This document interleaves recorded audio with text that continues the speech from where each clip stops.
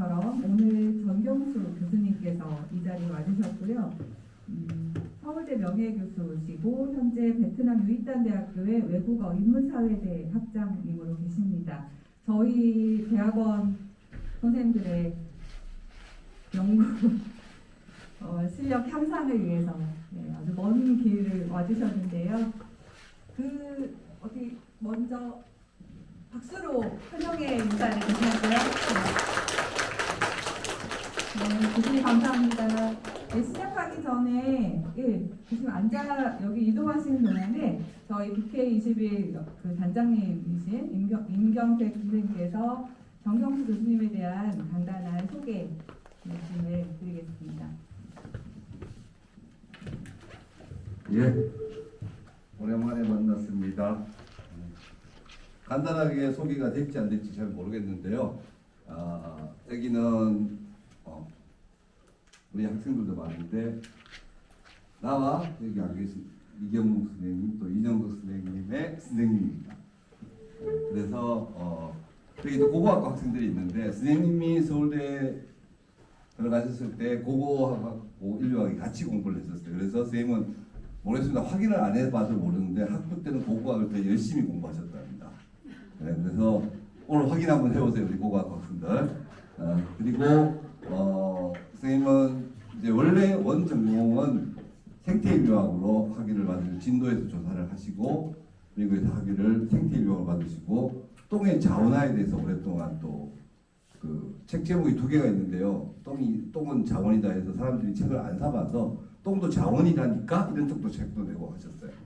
근데 어쨌든 생태로 하시다 그 이후로 이제 그 후반부에 오셔갖고는 이제 동아시아 인류학사, 한국 인류학사부터 동아시아 인류학사를 쓰시고 지금 베트남에서 또 학생들을 가르치시는지 제가 확인을 안 해봤는지 잘 모르겠습니다. 근데 어쨌든 선생님의 영역이 워낙 넓어서 오늘 여기 있는 우리 학생들의 모든 질문들을 오늘 물론 크로포키 말롭스키 중심으로 하시겠지만 여러 가지 얘기를 해주실 거라 생각하고 여러분들 이렇게 일단은 아마도 여러분들 처음 뵙는 분들은 일단 선생님의 그 체구에 압도를 당할 수도 있는데 전혀 위협받지 마시고 정말 여쭤보고 싶은 거 있으면 얼마든지 자유롭게 좀 여쭤봤으면 좋겠습니다. 네, 다시 정명 선생님 소개드립니다. 네, 선생님 감사합니다.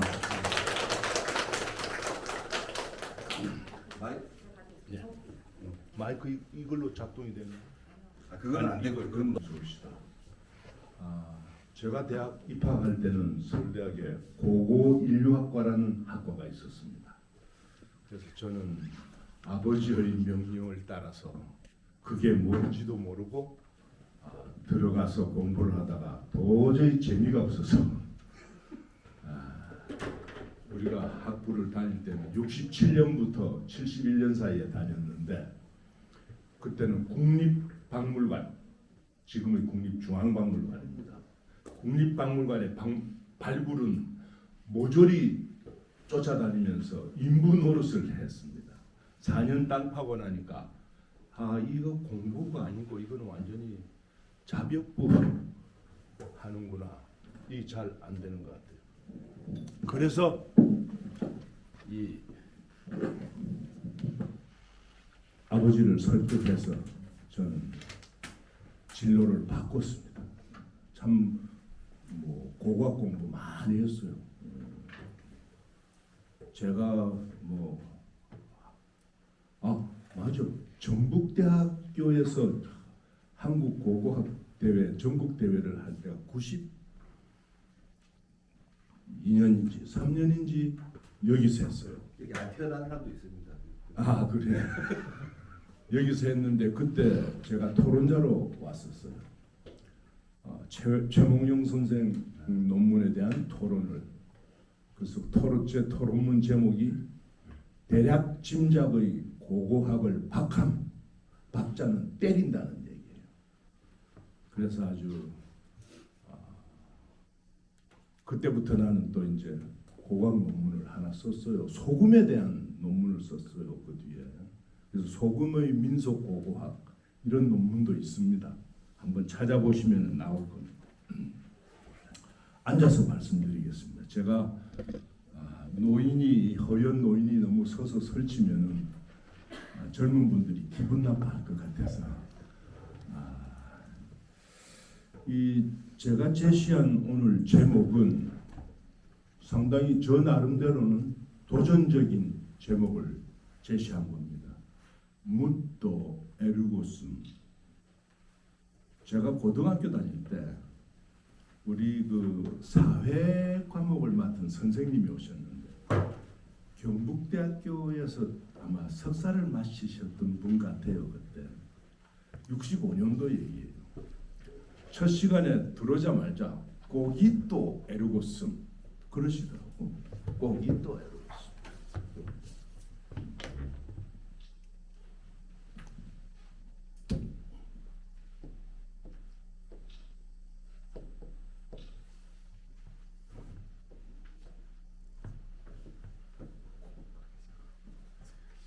이게 데카르트 얘기예요. 그죠? 다 잘 아시는 거예요. 나는 생각한다. 고로 나는 존재한다. 근데 제가 이제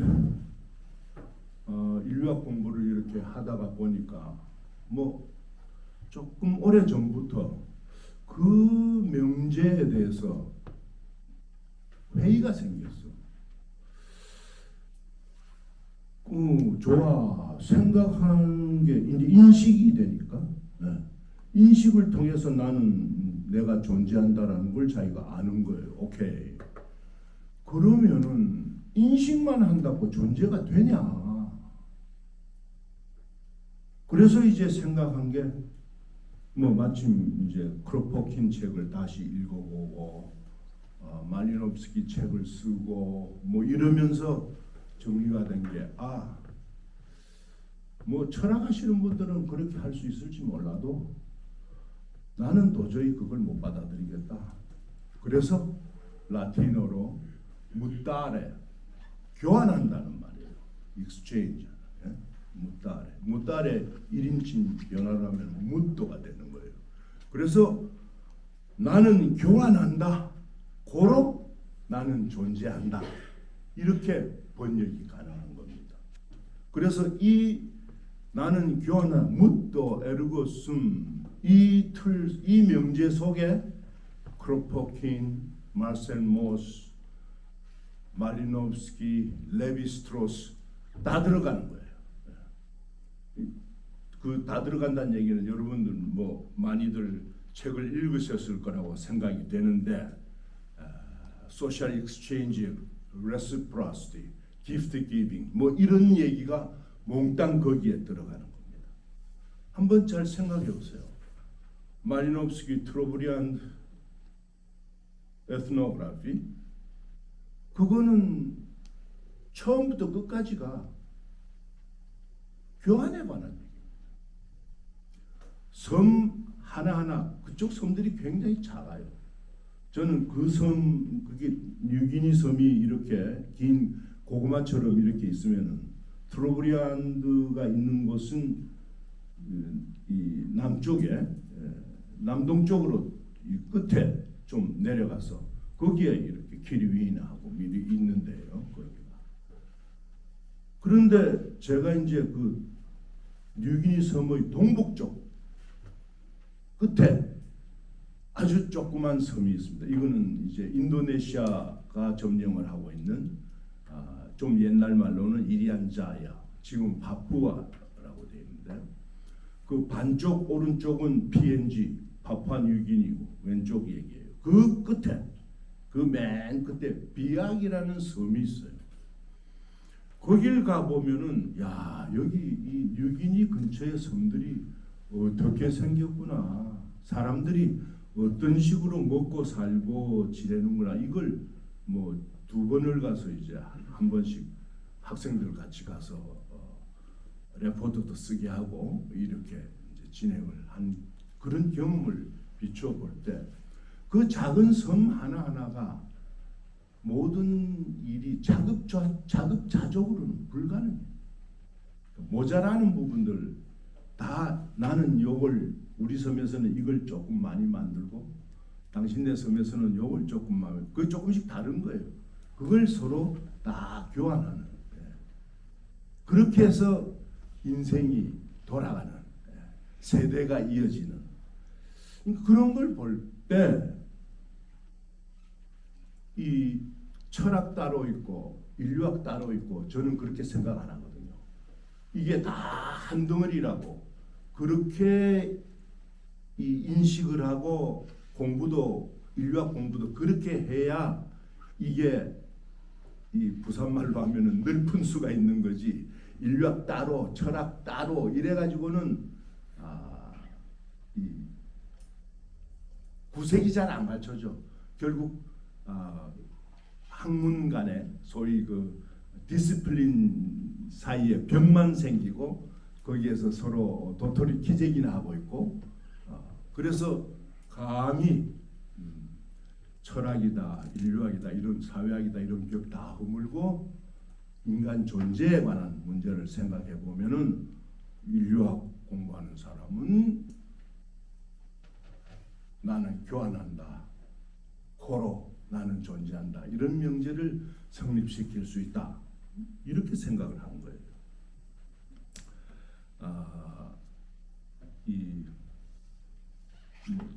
그 인류학자들 사이에는 잘 소개가 안 돼 있는 뼈드르 크로포킨 이분이 뭐 러시아의 귀족 집안 출신인데 일찍이 영국으로 뭐 19세기 중반 후반 이때는 유럽 전체에서 지금보다도 훨씬 자유스럽게 사람들이 모스크바까지 뭐 런던에서 모스크바까지 왔다 갔다 할 때니까 그 일찍이 런던 쪽으로 자기 기고문을 보내서 19세기 말에 뭐 한 1892년부터 1896년 사이에 쭉 연재했던 걸 책으로 묶은 게 1902년에 나온 책이에요. Mutual Aid라는 책. 그 Mutual Aid는 꼭 여러분들에게 한번 보라고 권하고 싶어. 인류학이라는 그 학문의 그게 뭐 방패가 될 것 같아요? 전혀 방패되지 않아요. 나는 인류학자니까 이걸 이렇게 한다. 나는 이거 안 읽는다. 이런다고 될 것 같아요? 안 돼요. 안 돼요. 그 벽을 과감하게 뛰어넘어야 돼요. 그 뮤추얼 에이드 그 책을 보면은 동물 사이에서의 그 뮤추얼 에이드, 애니멀 라이프가 어떻게 이 서로 도와주고 서로 이것 주고 저것 받고 이렇게 해서 사는지. 그리고 그때 이미 모르간의 Ancient Society가 출간이 됐기 때문에 그 틀을 이용을 해요. 그래서 바바리안들은 어떻게 교환을 하고 사는가? 그리고 또 다른 사회들은 어떻게 교환하고 사는가? 유러피안들은 어떻게 교환하고 사는가? 이걸 한 6장으로 나누어 가지고 자세하게 설명을 하는데 그 속에 다스 무트레흐트 그 아주 뭐 목권론이라는 중요한 책이 있죠. 그 책 에드워드 타일러 전부 인용이 다 돼 있어요. 꼭 여러분들에게 한번 읽어보세요. 인류학이라는 게 자리가 그렇게 프리미티브 소사이어티 여기에만 앉혀 있는 게 아닙니다. 이걸 읽어보면 스스로 알아요. 예를 들면 러시아 쪽에서 나온 비노그라도프라는 법학자가 쓴 이 사람도 영국 쪽으로 가서 많은 작업을 소개를 하고 이런 분이에요. 그 얘기를 했던 자드루가 동유럽 모스코 쪽에 있는 그 아주 롱하우스 큰 패밀리 얘기하는 거죠. 그런 것에 대한 소개가 자세하게 돼 있어요. 그래서 꼭 크로포킨 그러니까 한글로 나온 것들 찾아보면 크로포트킨 모기가 한 마리 아까부터 오늘 아침부터 모기가 한 마리 날 따라다니는데 이 진주에서 따라온 모기가 교환하고 싶은 거. 네, 교환하고 싶은 말. 그런 그 세비지 또는 프리미티브 이거 따로가 아니에요. 그러니까 그 비노그라도프 책을 읽어봐도 그렇고 크로포킨 책을 읽어봐도 그렇고 이 전체가 한 덩어리로 해서 그 당시에 19세기 말에 20세기 초에 현대사회에서 교환이라는 문제가 어떻게 이해돼야 되는가 이런 논의를 하는 거예요. 그러니까 저는 자신 있죠. 무토 에르고숨 이 얘기 충분히 할 수가 있다. 그래서 그런 생각을 하면서 말리노프스키 책도 정리를 하고 이제 그래서 인류학자 말리노프스키라고 제가 이제 쓴 책이 여러분들 꼭 읽어보고 오세요 이랬는데 그 책 중간에 이미 그 책 쓸 때 이제 크로포킨 책들 다 읽어보고 크로포킨에 대한 해설서 책도 읽어봤는데 뭐 아주 최근에 나온 책이에요. 영국에서 나온 인류학자가 또 그걸 썼더라고. 그래서 매력적이다고 읽어보니까 아이고 개판이야. 야 이런 정도로 해가지고 그건 말이 안 된다. 크로포킨에 대한 이해가 제대로 이건 이 사람 제대로 안 된 거다. 그래서 이제 이 말리노프스키 책은 제가 이제 예전에 제일 처음은 미국 유학 시절에 우리 선생님께서 주도하시는 인류학사 세미나에 말리노프스키를 넣고 거기에 정치학 교수, 철학 교수, 사회학 교수, 또 수학자도 한 분이 와가지고 그렇게 선생님들께서 읽고 서로 토론하는 걸 옆에서 보고 야 말리노프스키가 이렇게 읽을 거리가 많구나. 양도 많지만은 참 재해석할 부분들이 참 많아요. 특히 코랄 가든스 앤드 매직 그 두 권으로 나온 이만한 책 있죠. 그거는 참 잘 읽어봐야 돼요. 그만한 에트노그래피가 지금 현재까지 출간이 돼 있을까 싶을 정도로 아주 재해석해야 되고 여기 매직이나 이런 거 공부하시는 분들 아주 원전 중에 원전입니다. 그런 것들을 이제 저희 동료 교수들, 친구들 이렇게 모여서들 읽고 그때부터 이제 시작을 해서 상당히 오래 걸려서 정리한 책입니다. 그래서 책 읽을 때는 어떻게 읽어야 되겠구나 하는 그런 하나의 샘플은 되지 않을까 싶고요. 그런데 이제 이 말리노프스키 책들이 왜 이 아시아 쪽에 잘 소개가 안 돼 있어요. 예를 들면 레드클리프 브라운보다도 소개가 잘 안 돼 있어요. 제 말씀드린 거는 한국의 학문 수준은 아직도 멀었고 일본이나 중국 쪽에서 전개해 놓은 것도 말리노프스키 그렇게 소개가 안 돼 있어요. 말리노프스키 얘기는 중국 쪽에서는 펜샤오퉁의 선생님이다. 그걸로 끝이야. 그리고는 계속 인용들을 하는데 그 원 에트노그래피는 잘 읽지도 않고 그 인용들을 하는 거예요. 일본 쪽에서는 그러면 어떻게 이게 말리노프스키가 받아들여지느냐? 일본 학자들로서 제일 먼저 말리노프스키 언급하신 분들은 이 1922년에 코랄 아그노츠 오브 더 웨스턴 퍼시픽이 출간이 됐는데 1922년이에요. 근데 이거를 금방 24년 되면은 동경제국대학 신문에 이런 책이 발간이 됐습니다. 참 흥미로운 책이 발간이 됐습니다. 그렇게만 딱 멘트가 나오고 그 다음은 혹시나 이름 들어보셨는지 모르겠는데 아키바 다카시라는 경성제국대학에서 사회학, 민속학 강의를 하시고 또 조선 민속에 대해서 많은 업적을 남긴 이분이 이 책을 또 학생들에게 소개를 해요. 제일 먼저 그 소개를 받은 사람은 안도 기이치로 남양 졸업하고 남양청에 가서 근무한 사람. 경성제국대학 제2회 졸업생. 그래서 법학 공부를 많이 하고는 공무원이 돼서 그 부분 그 뒤로 어떻게 됐는지 아무리 추적을 해도 잘 안 잡히는데 그러니까 그 안도 기이치로에게 책을 소개를 했어. 그래서 그 사람이 아주 이 트러블 앤 에트노그래피를 잘 소개를 한 그런 글이 남아 있어요. 그리고 그 영향을 받고 이 사람이 타이완, 그때는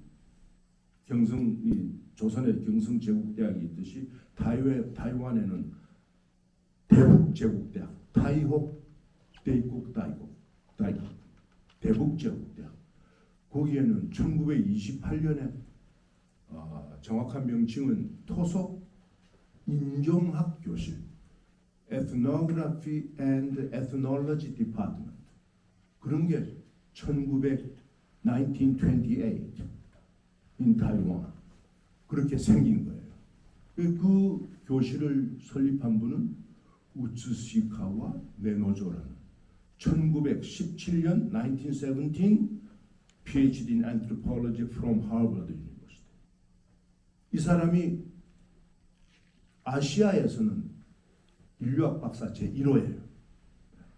그 다음 2호가 중국 사람 리치라는 고고학자가 하버드 대학에서 인류학 박사죠. 그거 받은 게 1921년이에요.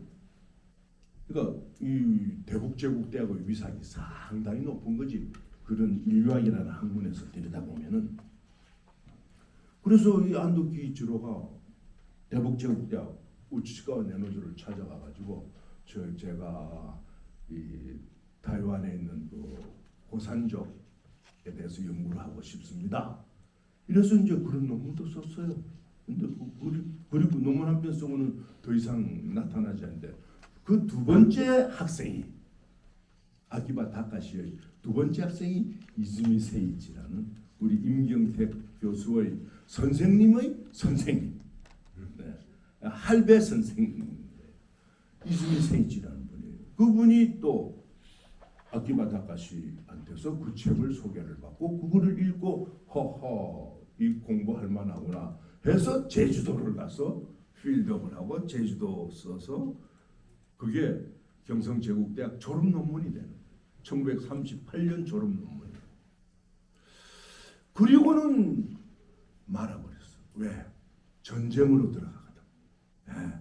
그러니까 나치당이 유럽에서 득세를 하고 오스트리아로 쳐들어가고 폴란드로 쳐들어가고 이러면서 전쟁, 동아시아에서는 만주사변이다, 중일전쟁이다, 전쟁이 나면서 학문이 제대로 안 되는 거지. 뭐 어떤 사람들이 게으르고 잘 몰라서 이런 게 아니고 지금 보니까 전쟁이란 게 아주 큰 변수입니다. 그걸 제대로 그 임팩트, 전쟁의 그 임팩트에 대해서 깊이 잘 생각을 하고 어떤 사람이 그 영향을 어떻게 받았구나 이런 것에 대해서 깊이 생각을 하지 않으면은 여러 가지 오해가 많아. 네. 이제 그만큼 중요한 인류 학사에서는 중요한 말리노프스키 책, 그 Arguments of the Western Pacific, 그것에 대한 이해가 아직 이해가 약한 거예요. 그래서 아직도 여러분들은 그 말리노프스키 원전, 그거 번역도 돼 있습니다. 제발 번역서 보지 말고 원전을 보세요.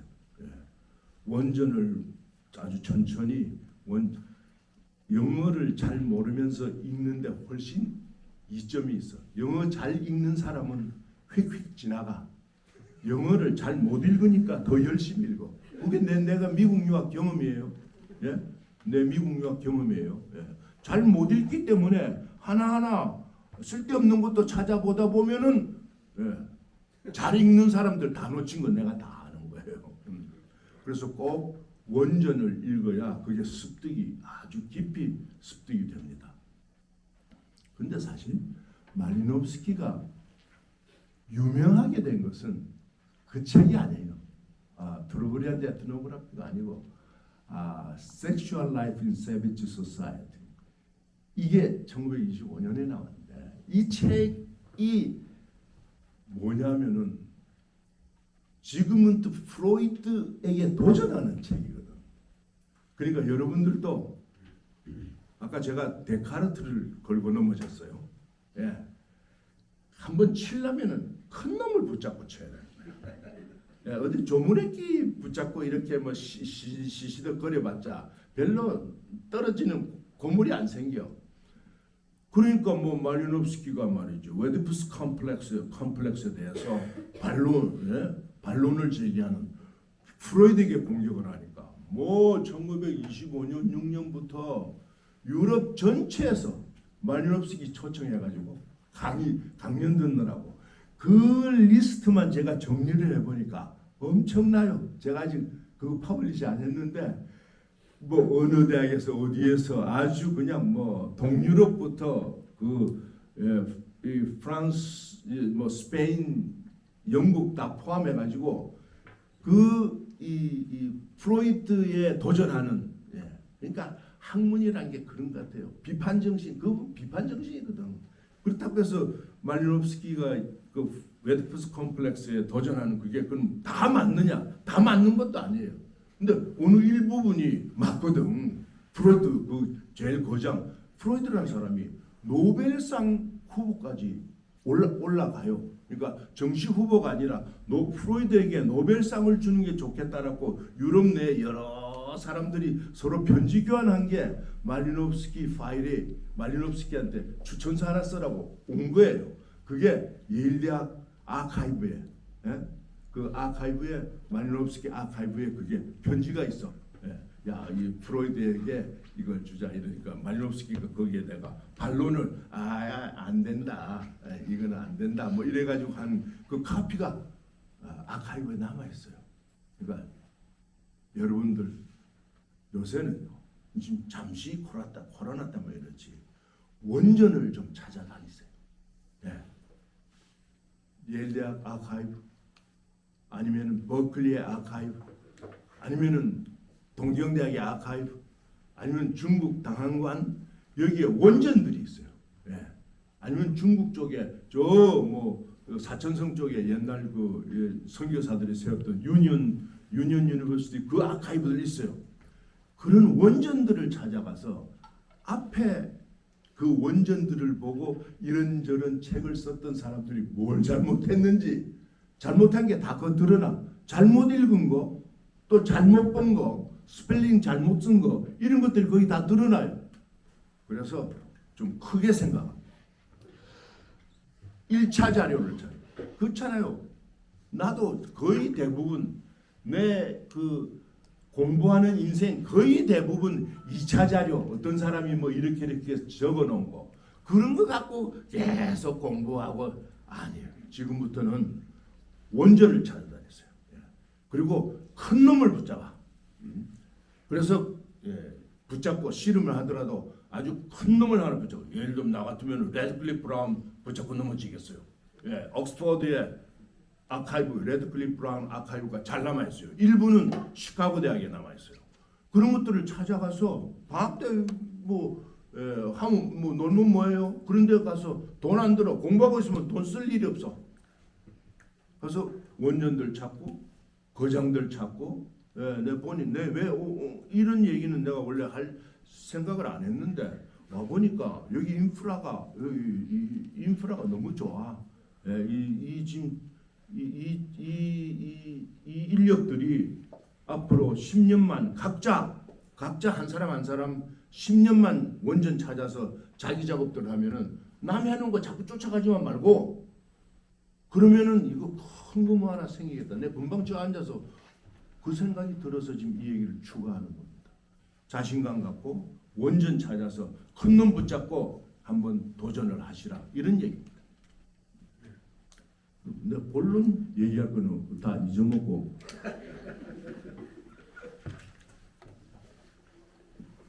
그렇게 해서 이제 여러분들 다 아시다시피 마르셀 모스 누굽니까? 다 아시죠? 마르셀 모스 SS 르동 그 잭슨 마르셀 모스 이 사람은 필드워크 아니에요. 필드워크 해본 적이 없어. 완전 아주 이 소셜리스트 프로퍼. 그래서 이 머리로만 하는 거예요. 그리고는 뭐 협동조합 운동도 하고 이랬으니까 이 사람 갖고 있는 기본 생각이 그 앞세대. 말리노프스키 논문도 조금 읽었겠지. 그러나 크로포킨 깊이 읽은 거예요, 마셀 마우스가. 그러니까 뭐 우리가 흔히 얘기하면 크로포킨 하면 아나키스트. 아니, 아나키스트라고 그렇게 이미 그 어떤 레벨이 붙은 거 그거 개의치 말고 그 사람 원전을 읽어보면은 완전히 거의 안트로폴로지스트예요, 이 크로포킨은. 그래서 마셀 모스가 그런 얘기를 했어요.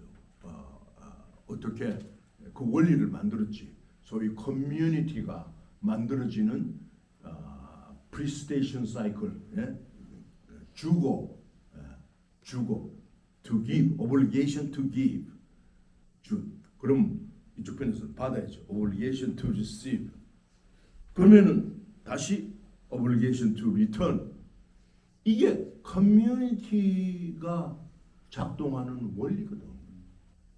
많은 뭐 커뮤니티 얘기를 많이들 하지만서도 저는 마셀 모스의 이 프리스테이션 사이클 이게 핵이다 이렇게 생각해요. 주고 받고 되갚는 이 스피닝하는 이게 커뮤니티의 핵심이다. 이제 그거 우리 알아요.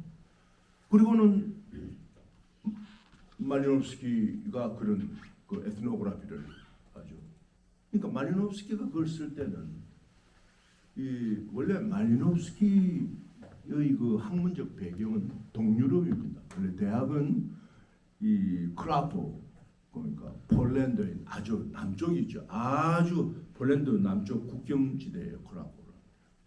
그러니까 동유럽 그 학문의 한 그 축 중에 하나예요.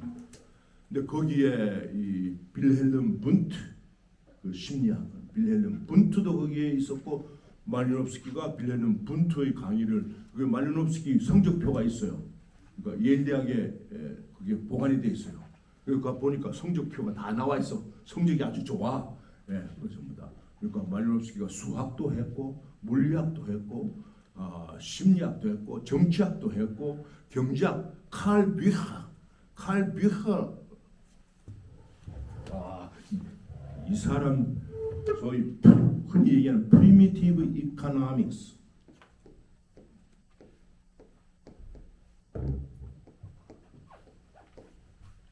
칼 뷰허 프리미티브 이코노믹스에 관한 이 저술들을 많이 남긴 분이에요. 뭐 19세기 라이프치히 대학에서 나중에는 또 강의를 하고 이런 분이에요. 말리노프스키가 갑자기 이코노미 익스체인지 한 게 아니에요. 칼 뷰허가 말리노프스키 선생님입니다.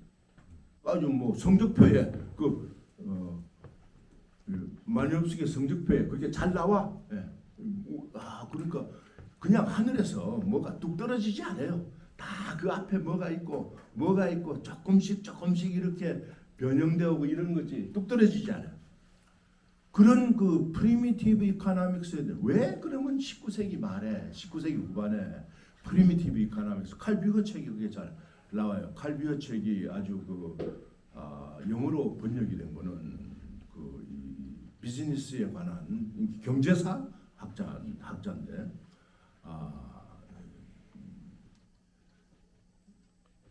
이 서유럽 그러니까 유럽의 그 경제 발전 단계에 관한 그런 거를 정리한 분이에요. 칼 뷰허가. 이 사람의 책은 일본어로도 번역이 되어 있습니다.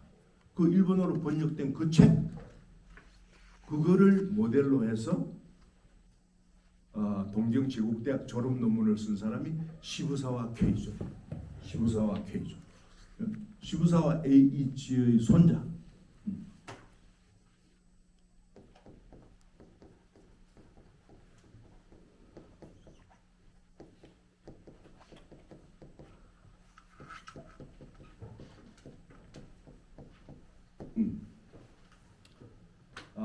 일본 은행 총재도 하고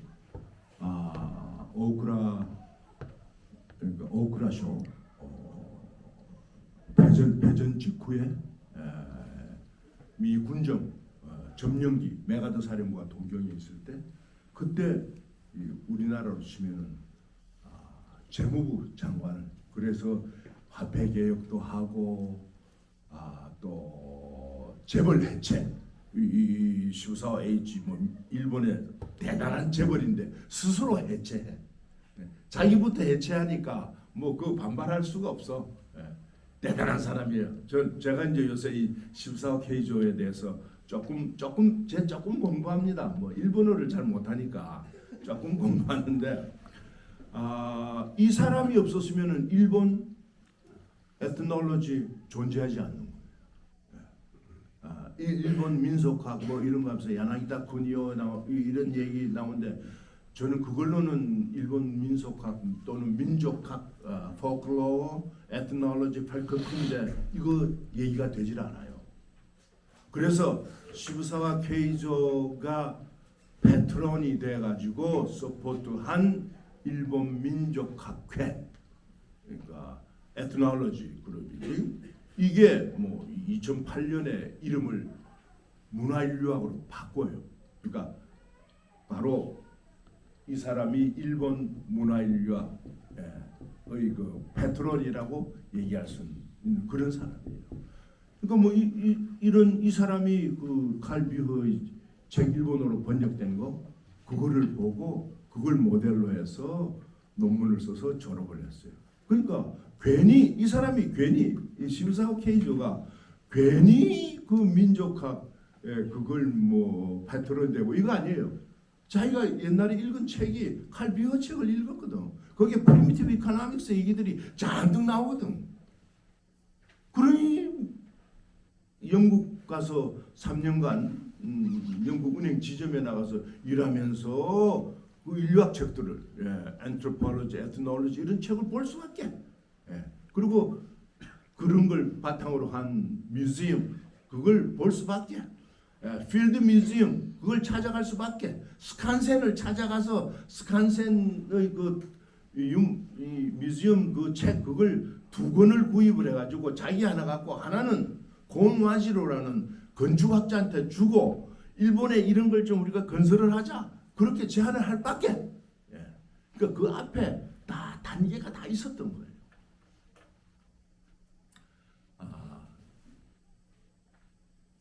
어느 하나 따로 떨어지는 게 없어. 다 연결이 돼 있어요. 다. 그렇게 해서 이제 자 그러면 뭐 말리노프스키 얘기도 나오고 그다음 자 레비스트로스 뭐 어떤 분들은 뭐 그거 레비스트로스가 그런 얘기했다고 화를 내시는데 뭐 메리지라고 익스체인지 women exchange 이런 단어를 레비스트로가 썼잖아요. 여자 교환하는 게 혼인이다. 뭐 그걸 이제 어큐징을 하는데 뭐 그럴 필요는 없다고 생각해요. 그거 하나 인스티튜션으로서 그걸 교환이 이 사람은 뭐 그걸 메일로 바꿔도 돼. 레비스트로스한테는 그거 문제가 안 돼요. 왜냐하면 이 사람은 항상 바이너리 오포지션을 얘기하니까. 바이너리 오포지션을 얘기한다는 거죠. 또 다른 차원으로 생각을 하면 피노미놀로지 쪽에서 생각하면 스탠드 포인트가 서로 교환이 되는 거예요. 현상학 알프레드 슈츠가 얘기하는 interchangeability of standpoint 그게 아주 후설의 현상학을 요약한 알프레드 슈츠의 얘기입니다. 입장을 치환하는 얘기입니다. 근데 이거는 이 피노미놀로지 쪽의 얘기인데 그 얘기를 레비스트로스에 갖고 들으면은 바이너리 오포지션이나 마찬가지예요. 남 있고 여가 있으면 그걸 교환하는데 레비스트로스의 포인트는 뭐냐면 남과 여 사이에 교환하는데 그 트랜스포메이션 일어나는 거. 음양 사이의 트랜스포메이션 이게 아주 레비스트로스의 공헌이라고. 스트럭처럴 안트로폴로지 아주 핵심이죠. 바이너리 오포지션의 플러스 트랜스포메이션 이게 아주 스트럭처럴 안트로폴로지 핵심입니다. 근데 레비스트로스한테도 문제가 있다고 생각해요. 제가 이 책에 썼는지 어떤지 모르겠는데 레비스트로스가 그 트랜스포메이션 그러니까 애니멀과 휴먼 빙 사이의 트랜스포메이션 이런 얘기하기 이전에 이미 1914년에 루마니아 출신의 사회학자가 한 사람이 있어요. 드미트리 드라이세스쿠. 그래서 나중에 이 사람은 2차 대전 끝난 직후에 멕시코 대사도 하고 루마니아 멕시코 대사도 하고 무슨 일인지 몰라도 자살해서 죽었어요. 근데 이 사람이 1914년에 프랑스에서 나온 철학 잡지에 이미 이 책에는 안 나온다. 다른 데 내가 쓴 게 있구나. 그 드미트리 드라이세스코의 논문이 아주 두터운 논문이 애니멀 휴먼 빙 사이의 그 트랜스포메이션에 관한 게 잘 설명이 돼 있어. 그래서 왜 이 레비스트로스가 그걸 인용을 안 했을까? 근데 그것도 이상해요. 제가 이제 그걸 좀 찾으려고 누구한테 부탁해서 찾았는데 그 드라이세스코 그 논문이 파리의 국립도서관에 그 부분이 절단이 돼 있어. 그 논문이. 그거까지 확인했어요. 원전 찾아다니면 이런 게 나와요. 그 논문이 싹 절단이 돼가지고 그게 다른 데 꽂혀 있는 거예요. 예? 참 이건 또 무슨 곡절이지. 네. 원전 찾아다니다 보면 이런 일들이 생겨요. 그래서 이제 우리의 그 인류학의 영웅 레비스트로스 마찬가지 익스체인지에 관한 얘기. 이 사람은 관념적으로 이 사람도 필드워커가 아니니까 브라질 가서 트리스테 트로피크 한다고 이렇게 했지만서도 그건 말 타고 왔다 갔다 하고 그 필드워커 한 거 아니니까 완전히 이론가죠. 그러나 이론가가 됐든 말리노프스키처럼 필드워커가 됐든 어떻든 앞에 전 세대 크로포킨부터 마셀 모스로 이어지는 그 익스체인지, 레스프라시티의 그 합파 이게 인류학자들한테는 아주 큰 재산이라고 저는 생각합니다. 여기 일본 학생들이 있어서 이제 제가 조금 더 소개를 해드리겠는데 마셀 모스가 일본으로 필드워크를 오려고 일본에 와서 좀 연구를 해야 되겠다 이런 생각을 했는데 그런 준비까지 됐어. 근데 그게 실천이 안 됐어요. 실천이 안 된 이유는 아마도 이 전쟁 때문에 그랬던 것 같아. 왜냐하면 일본에서 1920년대부터 30년대 전쟁에 돌입하기 그 전에 일본 사람으로서 에트놀로지, 소셜 엔트로폴로지에 관심을 갖고 유럽으로 유학한 사람은 예외 한 명 없이 전원 마셀 모스 제자예요. 그래서 마셀 모스 밑에 가서 얇게 학위 논문 하나 써서 PhD 그러니까 닥터 그걸 받아가지고 다 돌아온 예외 없어요. 우리가 제가 이제 상당히 깊이 좀 글을 썼던 아카마츠치조라는 원래는 종교학자인데 마셀 모스 밑에 가서 종교인류학, 종교민족학 이런 공부를 해요. 그리고 그 사람하고 같이 갔던 또 다른 이 사람은 일본 종교학계에서 좀 잊혀졌어. 그러나 현재까지도 일본 종교학계에 엄청난 이 이름이 남아 있는 우노 앵쿠라 동경제국대학 종교학 교수를 하고 동양문화연구소 소장을 한 거예요. 이 사람은 지금도 아주 우노 앵쿠이고 그런데 이 사람도 마셀 모스의 제자예요. 게이오 대학 출신으로 게이오 대학에서 공부를 했던 동양사학자, 특히 베트남 공부 많이 한 사람 마츠모토 노부히로, 송본신광 이렇게 있는 이 사람도 마셀 모스 제자예요. 그 뒤에 하나마츠리, 하야카와 코타로 하나마츠리 그 책을 가지고 가서 그걸 줄여서 축약을 해서 이제 일본에는 이런 마쓰리가 있습니다. 축제 이런 축제가 있습니다 하고 박사학위를 받은 사람도 마셀모스 밑에 가서 박사학위를. 그래서 마셀모스라는 존재는 그 기프트 기빙이라는 그 아이디어를 갖고 이 마셀모스가 이거를 일본에 가서 한번 적용을 해봐야 되겠다 생각을 하고 실천을 못했거든. 그러니까 그런 의미에서는 뭐가 이 사람에게 매력이 있었을까? 일본 문화론 속에 뭐가 매력이 있었을까? 이거 한번 생각해볼 여지가 있는 거죠. 예. 그러면은 대체로 이 reciprocity, to give, to receive, to return 하는 그 gift giving의 그 프린시플이 커뮤니티를 만들어가는 원동력이 된다. 이런 생각을 갖고 여러분들에게 나누어 드린 제가 최근에 아주 최근입니다.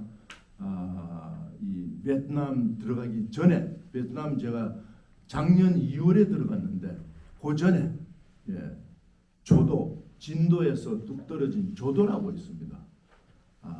옛날에 저 이정덕 선생 우리 같이 그 완도 갔었죠.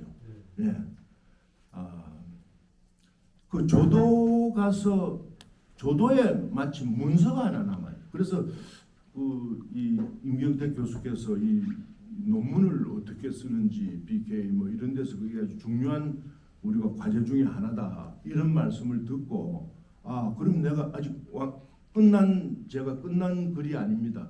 그걸 이제 자료를 애감록이라는 자료를 아마 그걸 나눠드렸죠. 사진 있습니다. 예? 사진 여기 자료가 있습니다. 애감록이라고. 애가 그게 아니고 슬플했죠. 슬플했죠. 슬플했죠.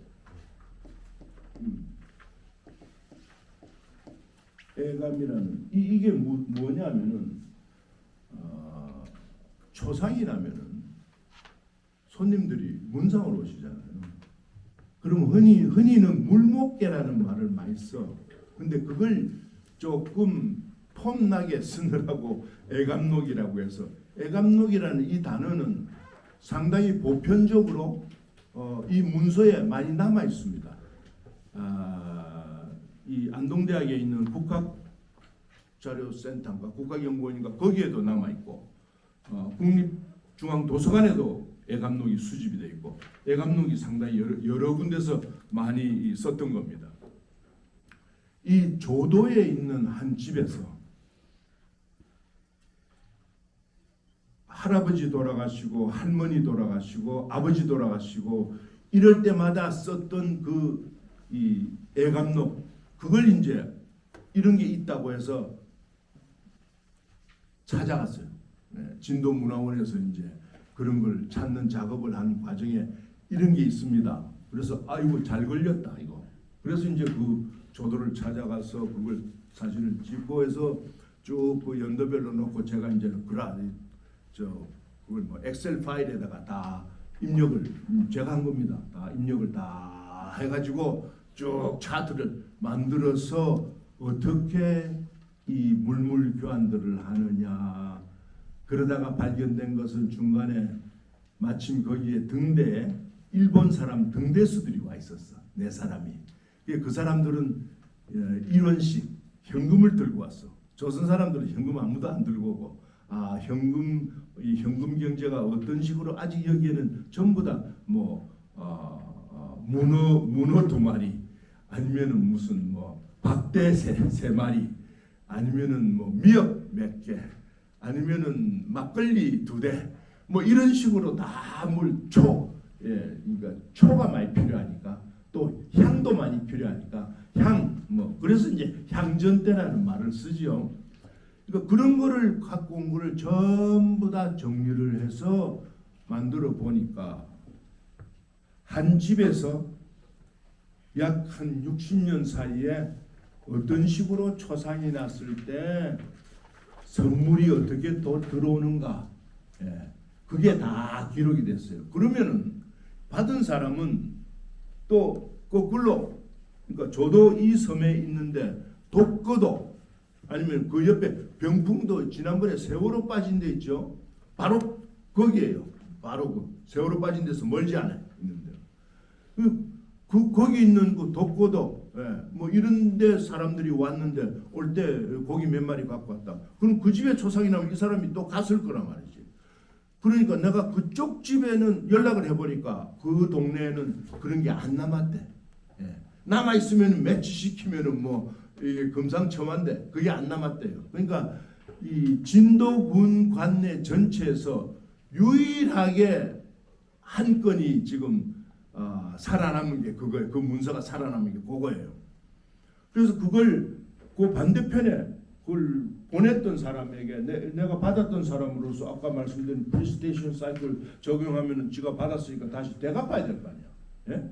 그 되갚는 그것까지 내가 이제 연상을 할 수가 있는 거지. 왜냐? 할아버지 때 한 게 그다음 할머니 돌아가신 거 이렇게 시차를 두고 아버지 돌아가신 거 이게 다 이제 준 사람 왔다 간 사람들이 매치가 되는 거예요. 그 지속적인 관계가 유지가 돼. 그 지속적 관계가 유지가 됐다라는 것은 아까 말씀드린 프리스테이션 사이클이 이미 하나의 행위로 진행이 됐다는 얘기입니다. 그래서 이제 제가 자 이런 게 하나의 샘플입니다 하고 드린 게 그게 이런 식으로 정리하면은 앞에 이론적인 포맷으로 제시한 그 레스프라시티 그걸 적용을 해서 어떻게 커뮤니티라는 게 뮤추얼 에이드라는 게 어떻게 정리가 된다. 근데 그걸 정리하면서 제가 또 하나 느낀 거는 이거예요. 말리노프스키 트로브리안드 그 에트노그래피를 또 생각을 하게 돼요.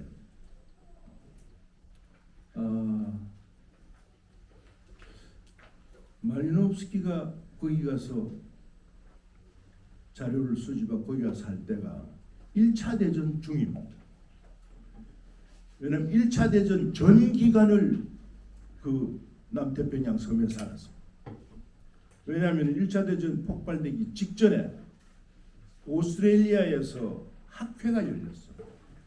그러니까 대영 제국의 무슨 뭐 어드밴스먼트 오브 아카데미 뭐 이런 회의가 열리는데 셀리그만이 발표하러 갔는데 이 말리노프스키가 그때는 이미 크라코 대학에서 박사학위를 받은 상태니까 그 당시 선생님들이 항상 말리노프스키를 어디 소개할 때는 닥터 말리노프스키 이렇게 소개를 했어요.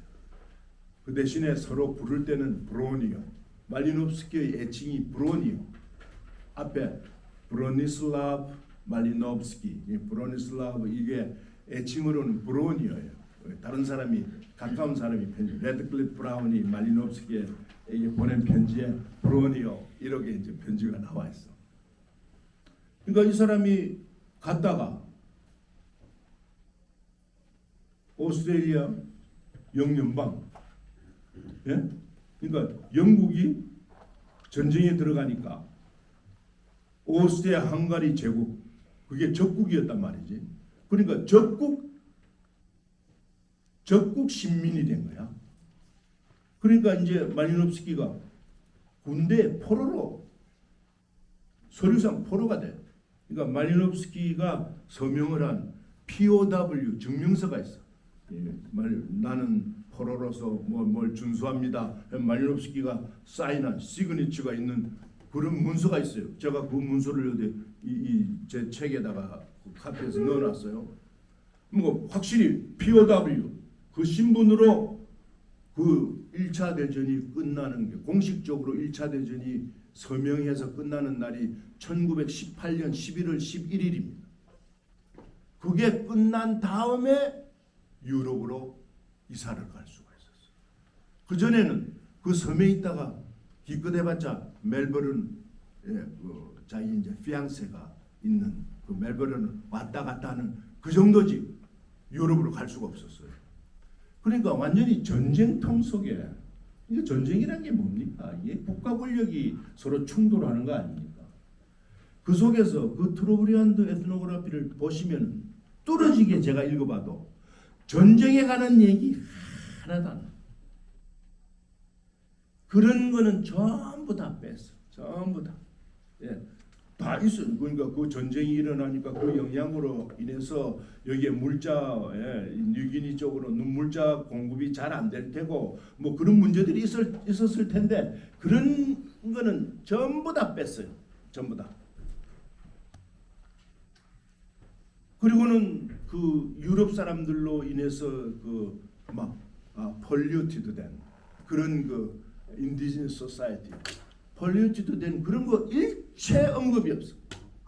그러니까 말리노프스키는 그야말로 그 19세기 유럽의 그 뭐 노동 착취, 그러니까 그러니까 어린이들 노동 착취 뭐 이런 현상들이 쫙 문제가 되고 있었던 그 끄트머리에 그 뭐 진주 수집하는 진주 수집상들이 왔다 갔다 하면서 그 영향을 미치는 그런 끄트머리 속에서도 유러피안들의 영향을 한 두 군데 요게 영향을 언급하는 걸까 안 하는 걸까 의심이 갈 정도로 배제하는 거예요. 그리고는 아주 소위 그 아주 프리스틴한 그런 인디지너스 소사이어티의 그 모습을 그리려고 독립적인 전혀 유럽의 영향을 안 받는 그 영향이 어떻게 자기네 쿨라 시스템에서 돌아가는 그것만 그리려고 그렇게 노력한 거예요. 그러니까 그 전쟁 완전히 14년부터 18년까지 전쟁통 속에 들어앉아 가지고 그 작업을 한 거예요. 자기는 POW 신분을 갖고 완전히 전쟁 희생물이 돼 가지고 아마 그런 희망을 갖지 않았을까.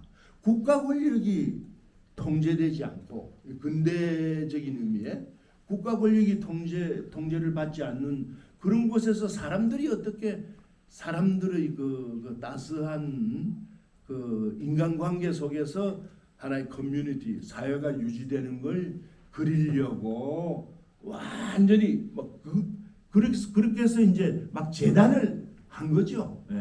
그렇게 철저하게 그 전쟁 영향을 배제한다는 거 그거 쉬운 일 아닙니다.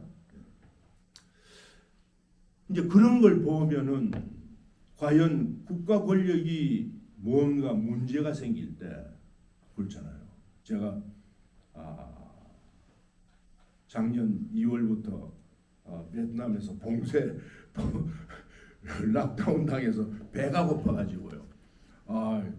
혼났어요. 저 뒤에 앉아 있는 화양이 저 베트남에서 오신 저 다낭에서 화양이 뭐 음식 배달해 저 어디 가서 구해서 음식 고기 배달해주고 이렇게 해서 배가 고픔을 면하는 그런 과정을 겪은 거예요.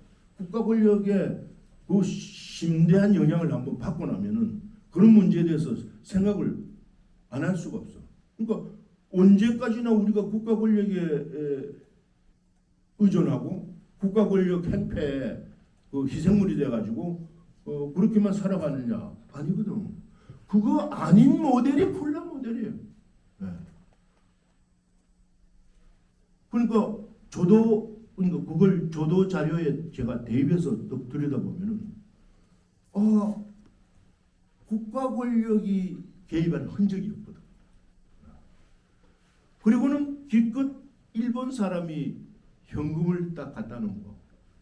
그거 4원 한 사람이 1원씩 해가지고 그거 갖다 놓은 거. 그러니까 그것만 제하면은 전부 자율적으로 그 내부에서 이 섬 저 섬 사이에 서로 고기야 무슨 뭐 죽이야 죽도 끓여가고 뭐 가까이 있는 사람 죽 끓여가고 닭죽 끓여갈까 뭐 이런 식으로 고기죽 생선죽 끓여갈까 아니면은 뭐 제가 뭐 이 대학원 학생 때 서울대학에서 석사과정하던 대학원 학생 때 진도 가서 살았을 때 보면은 딱 초상이 나면은 제일 먼저 확 결합하는 게 콩나물 품앗이가 작동을. 이거 국가 권력하고 관계가 없어요. 콩나물 이제 우선 문상 오는 분들에게 음식을 내놔야 안주를 내놔야 되니까 콩나물 품 어느 집에서나 다 콩나물을 저 아랫목에 해서 물 주고 애들이 조그만 애들이 이제 물 주면서 키워요. 그런 게 그 항아리가 한 서너 개는 있어. 물로 주고 또 각 물 다 밑으로 빠지면은 그 물 다시 꺼내가지고 또 물 주고 이렇게 해서 콩나물을 키워요. 예. 그렇게 해서 자율적으로 돌아가는 쿨라 시스템 같은 애감. 그러니까 나는 그걸 이제 조도에서 돌아갔던 게 모델은 쿨라 같은 모델인데 여기는 용어가 애감이고 애감이라는 이런 쿨라 시스템처럼 애감 시스템이 돌아가는 그 자료를 보고 이거는 한번 제대로 분석을 해봐야 되겠다. 그렇게 해서 현재 안동대학에 있는 아니면 국립중앙도서관에 있는 그 애감록들 또 다른 명칭들이 있습니다. 그런 샘플들을 다 같은 식으로 비교를 하면은 충분히 콜라 같은 저런 게 생성되지 않겠어요? 예. 그래서 이제 하나의 샘플로 이런 거를 제시하는 게 가능합니다. 그런 얘기를 하고 싶습니다. 그래서 다시 제가 처음에 데카르트 코기토 에르고 숨에 도전한 거. 우리가 한국 자료 내가 저 멀리 있는 그 섬에 있는 그 자료를 가지고 무토 에르고 숨 그것만으로 안 됩니다. 제가 왜 이런 얘기를 하느냐? 오늘 아침에 이 전북대학 와서 이거 얘기를 어떻게 해야 될까 이걸 생각을 하면서 좋아 그러면은 주고받고 대갚는 그 관계를 이 두 사람이 하는 거하고 이게 두 사람만으로 이게 되나? 난 안 된다고 생각해. 왜?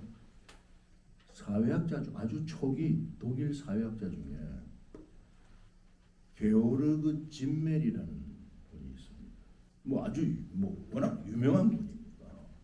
게오르그 짐멜의 사회관계론은 요약하면은 이렇게 요약이 됩니다. 2인관계론과 3인관계론. 그래서 2인관계론은 소사이어티가 안 된다. 왜? 두 사람 사이에 사이 좋을 때는 아무 문제 없어. 딱 의견이 대립하면은 시스템 깨지는 거예요. 그런 거 많이 보죠? 이혼하죠. 이혼하는 거 그런 겁니다. 예. 그러나 3인 관계론에 들어가면은 이 시스템이 안 깨지는 게 가만히 생각해 보세요. 3인 관계론에서 사람들이 그 내부를 구성하는 세 사람은 사이 좋을 때는 문제가 없어요. 사이가 나쁠 때는 항상 2대1로 갈릴 수밖에 없어. 그렇죠? 누구 하나는 마이너리티가 될 수밖에 없어. 그러면 다 3자는 다 언제든지 나도 마이너리티가 될 수 있다. 이걸 다 터득하고 사는 거예요. 그러니까 게오르그 짐멜이 2인관계론은 안 되겠다. 3인관계론이라야 소사이어티라는 게 커뮤니티라는 게 이게 성립이 가능하다. 그게 아주 유명한 얘기입니다. 게오르그 짐멜의 3인관계론. 그러니까 그 얘기를 다시 들어보면은 관념적으로는 레비스트로스 바이너리 포지션이 어떻고 그 모델은 오케이 그렇게 돌아갈 수가 있어. 그러나 실제 살아가는 이 리얼 라이프 속에서 리얼리티로 인간관계가 진행이 될 때 이거는 3인관계로 가야 되겠구나 이런 생각을 하는 거예요. 그래서 최소 3인관계론 이 모델 속에서 교환이라는 게 나는 교환한다. 고로 나는 존재한다. 이게 과거의 마리오프스키가 얘기했던 콜라 모델이고 제가 조도 자료로 이걸 이제 지금 쓰고 있는 이 논문의 애감 시스템입니다. 그러면은 이 데몬스트레이션이 되지 않겠나 이렇게 생각합니다. 어떻습니까, 윤 교수님? 제 얘기를 여기서 일단 끊고 질문 또 토론하고 난 내 얘기만 있다 하는 거 나 그렇게 안 좋아하니까 질문 질문하실 분들은 근데 나는 고고학 얘기 누가 질문하면 아주 기분 좋습니다. 네, 요즘도 나는 고고학 잡지들 늘 봅니다. 왜냐? 우리 아버지가 너 이거 열심히 해라 이랬거든. 근데 아버지 말 거역하고 내가 엉뚱한 데로 가가지고.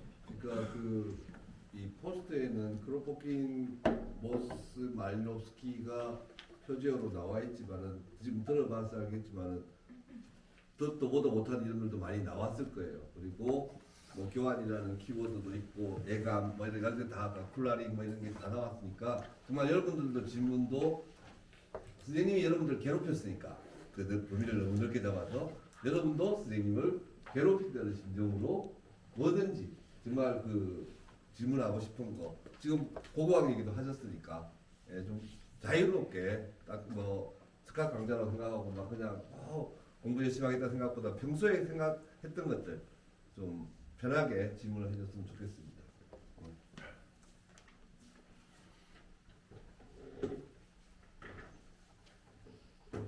질문을 안 하면 또 그 악랄한 속도로 지명을 하는 수가 있으니까 네? 주고 받고 대갚아야 된다면서요. 빨리 여러분들이. 네. 제가 드렸으니까. 예.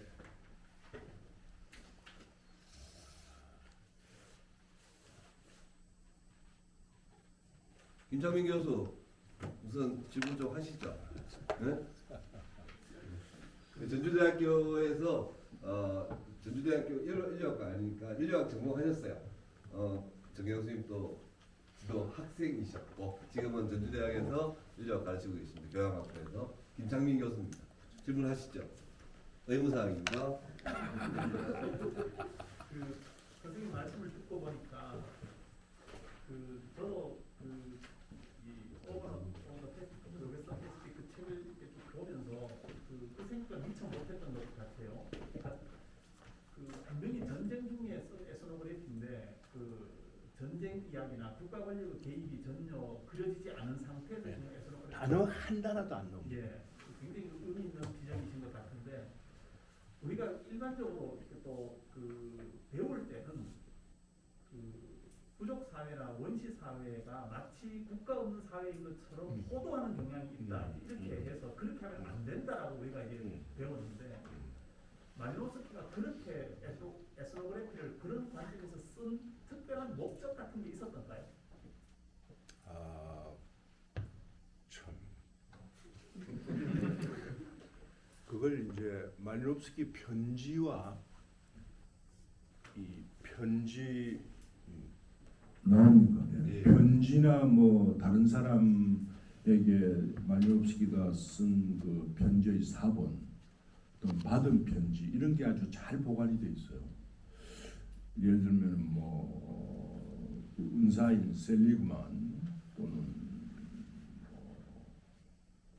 골든바우를 쓴 프레이저로부터 받은 편지,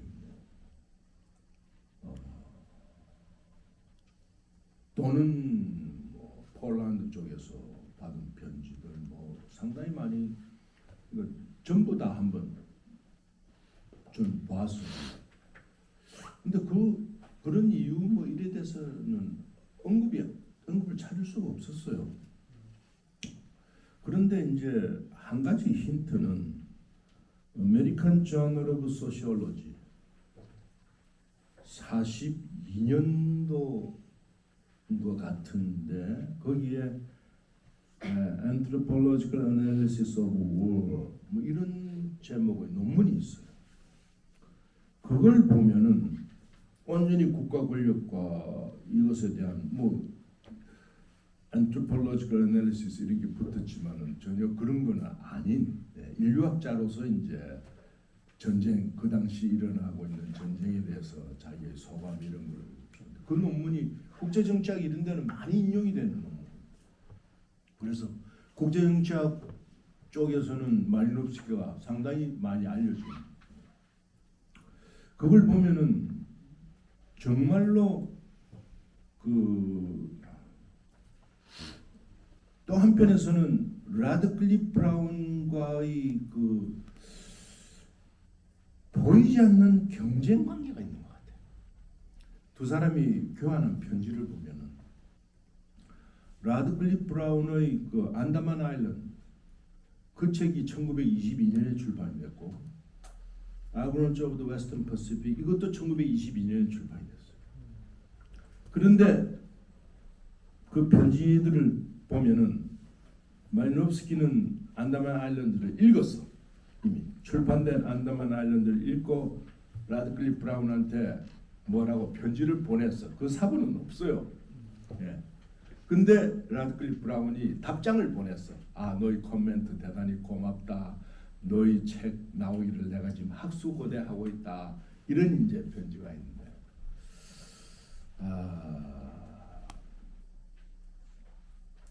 그러니까 이제 그러면서 또 세월이 지나서 나중에 또 전쟁에 대한 논문을 쓴 거 이런 거 보면은 먼저 그 라드클리프 브라운은 그 안다만 아일랜드를 보시면 그게 아주 잘 나옵니다.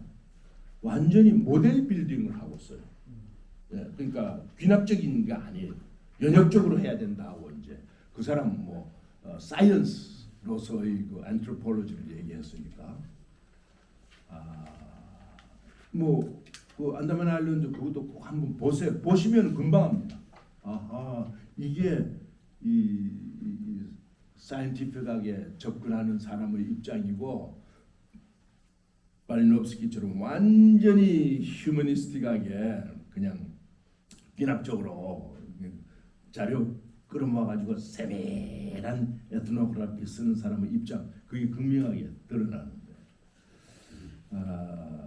그러니까 라드클리프 브라운 책이 아마도 그 22년 전반부에 출판된 것 같고 말리노프스키 책은 22년 후반부 거의 이제 프레이저의 편지 이런 걸 보면 거의 22년 아주 하반기에 출판된 것 같아요. 그런데 이 모델 빌딩을 하고 이런 거를 기피하고 아주 한편에서는 그 삶 그 자체를 그리려고 노력하고 있고 결국 외부 권력의 영향 이런 거 철저히 배제하고 있고 안다만 아일랜드는 그렇지 않아요. 외부 권력에 관한 얘기도 나와 있어요. 그리고 42년도에 전쟁에 관한 논문을 쓰고 이런 걸 보면은 아주 의도적으로 그 자기 자신이 이 전쟁과 국가 권력의 피해자가 돼 있고 그럼에도 불구하고 자기 하는 작업은 완전히 그걸 배제하고 그리려고 노력하는 그것이 에트노그래피의 하나의 그 모델로서 만들어 보려고 그래서 한 거 아닌가. 그 관계를 섞기 시작하면은 상당히 복잡해져요. 그럼 거기 이제 몇 군데 그 진주상 그 책에 진주상에 관한 게 몇 군데 언급이 돼 있어. 근데 그거는 어쩔 수 없이 언급했어요.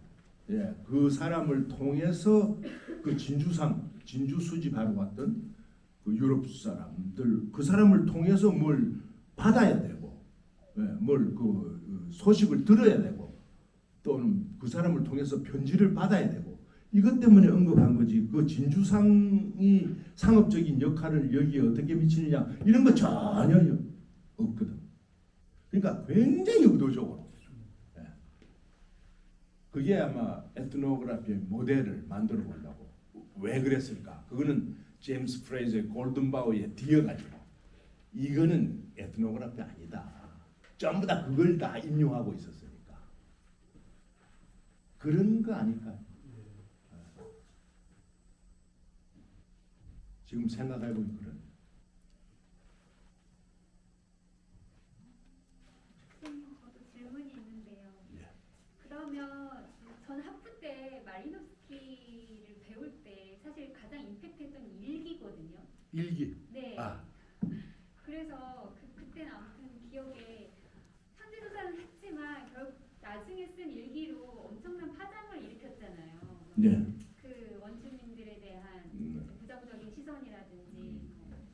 그래서 인류학자가 가지고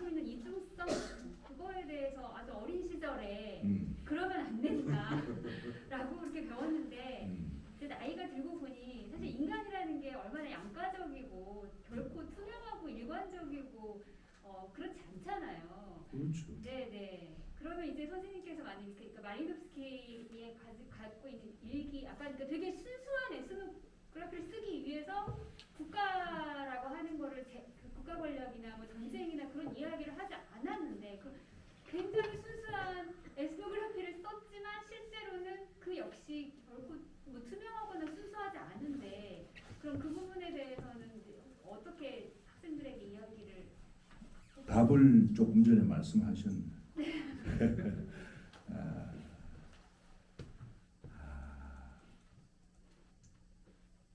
제가 예전에 진도 있을 때 비가 오는 어느 날 밤에 밖에서 뭐가 소란스러워요. 뭐가 소란스러운데 내 귀에 들리는 소리가 너희 새끼 나와 때려 죽인다고 뭐 그런 소리가 나니까 내가 있던 집에 나 이장 집에 살았는데 이장이 그냥 비를 맞으면서 그 방에서 나는 이제 이쪽 편 모방 이쪽 옆에 따로 달아낸 방에 이제 거기서 자고 잠자려고 하는데 그러니까 이장이 화닥 튀어나가면서 들리는 소리가 뭐 알고 그랬겠냐고 뭐 그래가지고는 문을 열어보니까 도끼를 들고 와가지고 휘두르면서 날 죽인다는 거야. 야 이게 도대체 무슨 일이냐. 그러니까 이제 이장이 그 사람을 달래가지고 방 안으로 데려가서 뭐라고 하는데 이제 소리는 안 들리고 그래서 나중에 그 사람 이제 밤늦도록 술 마시고 가고 그 다음날 아침에 이제 이장이 와서 저 사람이 좀 오해를 해가지고 그러다고 그래서 나는 이제 그 사람 그 뒤부터는 나는 그 사람 만나면 이제 피하는 거예요.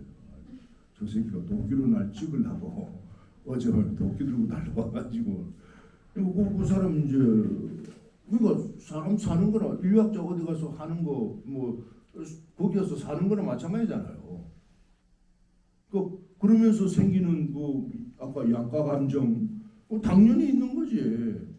그런데 67년에 출판된 그 일기 마리노프스키 일기 그 책 그걸 가지고 그렇게 소란스럽게 하는 건 난 그렇게 페어하지 않다고 봐요. 조금 전에 그 말씀하신 것처럼 인생살이에 그 양가 감정도 있을 수 있고 이럴 수도 있고 저럴 수도 있고 한 개인으로서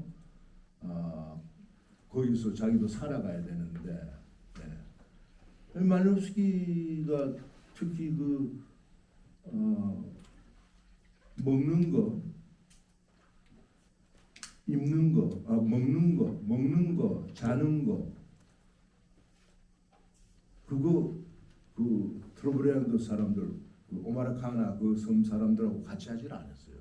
마리노프스키가 전부 다 유럽연 음식을 통조림 이런 걸 공급받은 그 물품 명세서가 있어요.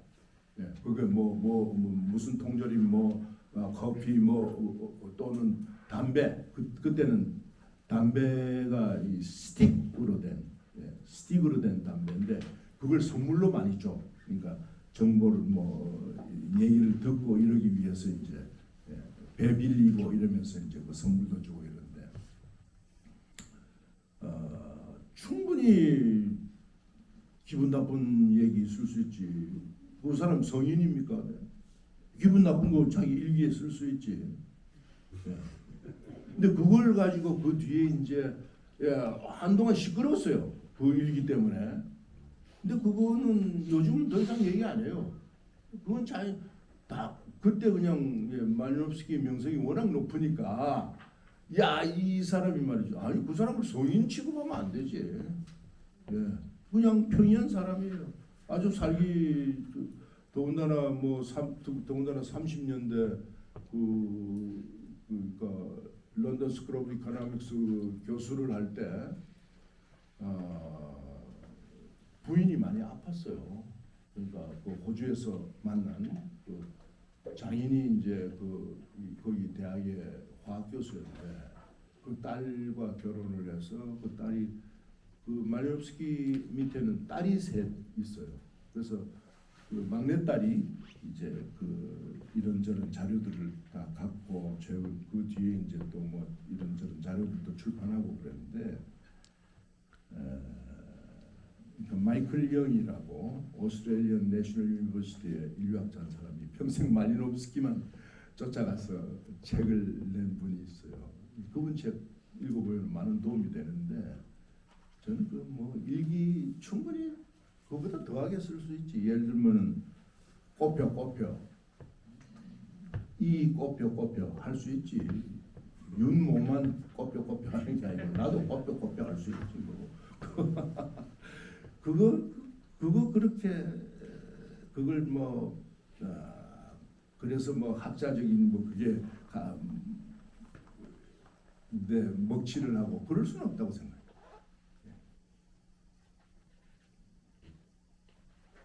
네. 이경욱 교수. 일단 곤란하긴 하다. 아니 학생들이 일단은 질문을 안 하니까 교수들이 좀 왜전 마이크까지 치세요? 오래 하시라고. 예, 저도 기억이 나는데 그 선생님께서 제가 석사 논문 썼을 때 그 인류학은 족학이다. 예, 근데 발로 뛰어서 하는 학문인데 너는 머리만 굴렸다 해서 떨어뜨렸습니다. 그래서 한 번 떨어졌습니다. 그래서 그것 때문에 네, 선명하게 기억을 해요. 저희 아버님께서 석사 논문도 한 번에 안 됐는 내가 무슨 공부를 계속 하려고 그러냐 설득하느라 힘들었던 기억이 나는데 그러니까 이 말씀을 왜 드리냐고 제가 자학을 하려고 하는 게 아니라 그 아까 그 원전 그러니까 1차 자료에서 뭐 예일도 한번 가보고 뭐 동경대도 가보고라고 하는 말씀을 하셨고 근데 제가 지금 쭉 선생님께 배웠던 의미에서 1차 자료는 오히려 그 후반에 소개해 주셨던 애강록 같은 것들이 이제 1차 그러니까 정경수 선생님이 항상 강조하셨던 1차 자료는 그런 자료라고 생각했는데 근데 아까 언급하셨을 때는 이 해외 학자들의 그 고전 그것에 대한 원전을 말씀하셨습니다. 그래서 저는 그 저희가 그러니까 사실 약간 비판적이고 굉장히 냉소적으로 얘기를 한다면 그러니까 왜 한국의 인류학자가 그 해외의 그 소위 말하는 앤스로폴로지 서구의 앤스로폴로지의 뭐 거장들이다라고 하는 사람들의 그 원전을 다시 읽어야 하느냐 그리고 그걸 위해서 실제로 그 원전을 아카이브를 뒤져서 왜 이걸 봐야 되는가 그러니까 선생님께서 그걸 강조하시는 뭔가 그 이유가 있을 거라고 생각을 했습니다. 있습니다. 예. 이유 있습니다. 예. 정확하게 이유 있습니다. 제가 이제 아까 저를 소개하신 임 교수님께서 제가 뭐 똥박사다고 그런 얘기 하셨는데 그런데 사실은 제가 그 똥에 대해서 책을 그렇게 근데 소개를 하실 때 토시가 하나 틀렸어요. 처음에 쓴 거는 똥은이 아니고 똥이 자원이다. 그렇게 했고 꼭 10년 뒤에 똥도 자원이라니까. 똥도 자원이라니까. 네, 이렇게 썼어요. 그거 했던 이유는 사실 그 어느 날 그러니까 아마도 90년대 초반 같은데 어느 날 최기철 선생님이라고 그러니까 사범대학 생물교육과에 계셨던 분인데 그때 이미 80대셨는데 정년퇴임 하신 우리나라 민물고기 연구하시는 분이에요. 근데 이분이 찾아오셔가지고 전 선생이 참 큰일 났다. 우리 민물고기 연구가 도저히 이게 제대로 되질 않는다. 왜 그러십니까? 그러니까 이게 결국은 사람과 관련이 돼서 민물고기도 있고 이런 건데 도저히 인간 행위를 모르고 민물고기 연구한다는 게 한계가 와가지고 이거 참 힘들다. 그러시면서 저보고 소개를 해줄 테니까 좀 민물고기와 관련 제가 이제 생태학 공부한다는 걸 아시고 이제 찾아와서 말씀을 하시는 거예요. 그래서 소개를 받아가지고는 양평 쪽에 팔당댐을 갔어요. 가서 경기도에서 운영하는 내수면 연구소라고 지금도 있는지 모르겠어요. 거기 이제 찾아가 가지고 이 팔당댐 뭐 여러 가지 자기네들 연차 보고서들이 다 있으니까 내가 이제 그런 거를 좀 얻고 이렇게 해서 이제 그 댐, 맨메이드 레이크, 댐이라는 게 맨메이드 레이크, 맨메이드 레이크에 대해서 좀 이 에코시스템 어프로치를 해봐야 되겠다 이렇게 생각을 했죠. 갔는데 첫 마디에 딱 거절하는 거예요. 그때만 해도 환경 뭐 이러면은 이게 좌파다.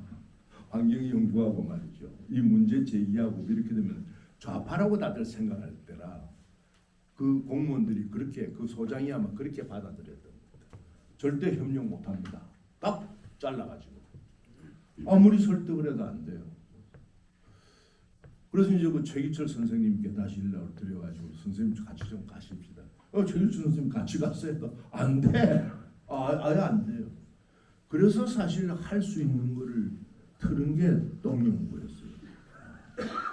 이거 내가 할 수 이게 내가 배운 생태학을 좀 적용하는 게 제가 원래 이 미네소타 대학에서 유학할 때 이 생태학을 림놀로지 랩 그러니까 호소학 그 랩에 가서 이제 생태학 공부를 했는데 그러니까 물이죠. 미네소타에 호수가 만 개나 되는 그런 동네니까 이제 그걸 제대로 좀 해보려면은 이 맨메이드 레이크라도 이게 좋다 이렇게 했는데 그게 딱 막혀버리니까 이걸 어떻게 하나 해서 이제 내 혼자 그냥 혼자 구멍가게로 해서 이제 조용히 할 수 있는 거는 결국 똥 하나밖에 없다 이렇게 생각을 하고 좀 진행을 했는데 94년도 가을이에요. 94년도 이제 이때쯤 되겠네. 전화가 왔어요. 받아보니까 일지사 출판사의 김성재 사장님이라고 일지사 출판사 사장님 전 선생 예 94년도니까 내년이 해방 50년인데 이거 좀 각 학문별로 이 해방 50년 역사를 정리하는 게 필요한 학계에 정말 이게 필요한 작업이 아니겠는가? 뭐 한 대 얻어맞은 것처럼 아이고 맞습니다. 그럼 전 선생이 이 인류학 분야를 맡고 좀 그렇게 자기가 이제 또 사학이니 정치학이니다 얘기를 하시겠다고 그러시라고 하면서 조금 제가 해보니까 인류학만 해서는 안 되고 현실적으로는 한국에서는 민속학이라는 게 중요한 덩어리예요. 이건 하나의 현실입니다. 이제 그걸 분리를 해서 그때 정문연에 계셨던 장철수 선생한테 부탁을 해가지고 장철수 선생이 그 한국민속 50년 사는 그 한국 학보 그게 120보로 중단이 된 잡지인데 거기에다가 논문을 내셨죠. 저는 조금 하다가 보니까 50년이 아니야. 경성제대 자료들이 막 튀어나오는데 그때부터 서울대학 중앙도서관 고문원 자료실이라는 데를 드나들다 보니까 아이고 그래서 그때부터 사실 제가 하던 생태학 공부를 좀 접고 이 인류 학사를 우리 앞 세대가 일본말 저는 일본말 뭐 전혀 몰랐어요. 지금은 조금 흉내를 조금 냅니다만은 전혀 일본말 가다가나 히라가나도 몰랐어요. 그래서 이제 이거 큰일 났구나. 우리 앞 세대들이 했었어야 됐는데 이거 안 하면 진짜 큰일 나겠구나. 그런 이제 엉뚱하게 사명감이 생긴 거예요. 그래서 이제 뭐 서울대학 중앙도서관을 드나들면서 그걸 보고 뭐 이러다가는 이제 연구년을 또 워싱턴 DC 조지 워싱턴 유니버시티 가게 돼 있던 것도 그것도 스톱하고는 일본으로 오사카로 바꾸고 뭐 이러면서 학사 연구로 넘어갔어요. 그래서 학사 연구를 위한 1차 자료를 찾는다 이런 의미에서 1차 자료 말씀을 드린 거예요. 그러니까 그런 1차 자료 학사 연구를 위한 1차 자료를 찾아보니까 이게 내가 그동안 이해했던 라드클리프 브라운 말리노프스키 이런 것들이 의문이 자꾸 생기는 거예요. 과연 이게 그때 현실을 얼마나 반영하고 있고 우리가 알고 있는 게 예를 들면 마빈 해리스가 쓴 인류 학사책 그 책에 정리된 게 이게 맞나 의문들이 생기는 거예요. 그래서 그런 거를 아니다. 뭐 이제는 2판 4판이다. 나는 막 이제 갈 길은 이 길밖에 없다. 생각하고 이제 본격적으로 1차 자료를 찾아야 되겠다. 이렇게 된 거죠. 그러면서 이제 보조적인 답변은 예를 들면은 그 원전을 읽는다라는 것의 의미가 저는 흔히 우리가 얘기하는 고전을 읽는다는 것과 마찬가지라고 생각합니다. 제가 말리노프스키 트로브리안드 에트노그래피를 현재까지 3번을 독파를 했는데 3번 다 제 메모가 다 달라. 아는 만큼 보이는 거예요. 아는 만큼 보인다는 거 아주 절감을. 내가 요만큼 알고 있을 때 적어놓은 노트하고 그 다음 또 아마 지금 또 읽으면 또 다를 거예요.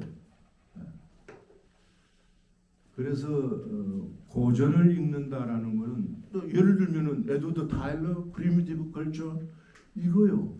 제가 예전에 뭐 숙제하느라고 다 읽었어요. 다 읽어서 숙제해내고 그것도 그 책으로 시험 치니까 또 시험 답안 쓰고 다 했어요. 그런데 일본을 어느 정도 미안합니다. 일본 전문가 앞에서 내가 안다는 얘기가 잘 안 나오는데 어느 정도 일본 자료를 들여다보고 이러고 나서 타일러를 딱 보니까 이게 에드워드 타일러가 일본을 언급을 합니다. 프리미티브 컬처 제 2권은 1권이 있고 2권인데 2권은 풀로 아니미즘입니다. 아니미즘을 설명하면서 일본 자료를 인용하는데 그거는 아마 거기 나와 있지만 시볼트를 인용한 거예요. 그러니까 독일어로 나온 시볼트를 인용한 거예요. 근데 시볼트가 어느 만큼 일본을 알았느냐 그 퀘스천이죠. 그래서 유럽에 소개된 일본 자료들이 타일러를 통해서 내가 들어올 때 야나기타 군요의 도노모노가다리 내가 다시 들여다볼 수밖에 이게 제대로 시볼트한테 전달이 됐나 이런 식으로. 그래서 이 고전은 끊임없이 시간만 나면은 keep coming back. 전 뭐 그게 날 살찌우는 길이라고 생각을 해요. 야, 그런 거 다 쓸데없다. 부닥다리 낡은 거. 뭐 그렇게 생각하셔도 좋고. 이 무슨 답이 되시는 것 같아요. 그 뒤에 새로운 1차 자료를 거의 지금 다 보신 것 같아요. 이정복 선생님. 저는 주로 현대 사회에 관심이 있어가지고 네. 현대 사회에서는 그 레시프로시티보다는 계급 격차나 조직과 그렇죠. 착취와 뭐 이런 것들이 엉켜 있는 그런 것으로 해석을 해야 되는 것들이 훨씬 많기 때문에 그래서 그 레시프로시티 속에 숨어 있는 불평등 그리고 그것이 그 불평등을 포장하는 뭐 이런 것들이 있을 거라는 생각이 듭니다. 그래서 애감로 속에 담겨져 있는 이 사회적 불평등들이 이 어떤 식으로 숨어 있는지 저 같으면은 그런 걸 좀 궁금한 그렇겠죠. 네, 접근을 할 것 같아요. 그래서 같이 이제 의례상에서는 형식적으로 평등하지만은 실제 어로를 할 때나 집안에서 어떤 일을 서로 교환할 때는 아마 뭐 고용과 아니면은 피고용 뭐 이런 관계 또는 그 물고기를 잡아도 불평등 교환 관계가 그런데 섞여 있을 것 같은 생각이 들어서요. 그래서 그런 것들을 그 레시프로시티를 넘어서는 그 불평등의 사회를 설명하는 이런 틀로 뭐가 가능할까 그런 생각을 잠시 해봤습니다. 뭐 잠시 하신 게 아니고 상당히 오래 생각하신 것 같은데. 근데 이제 뭐 이왕 나온 얘기는 네거티브 레시프로시티 얘기들도 이미 나와 있으니까 뭐 마셜 살린스 얘기대로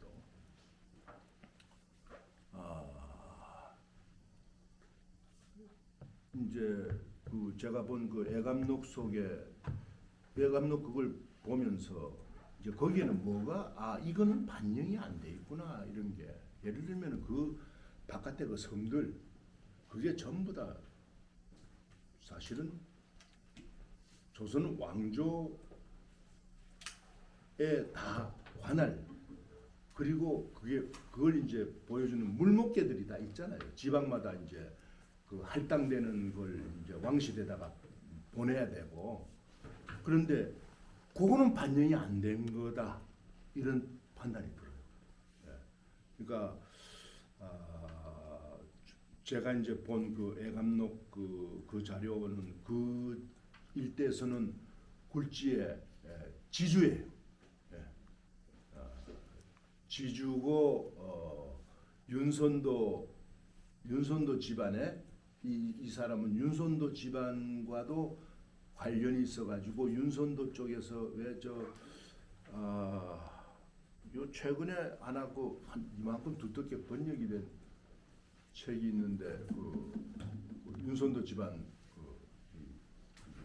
일기가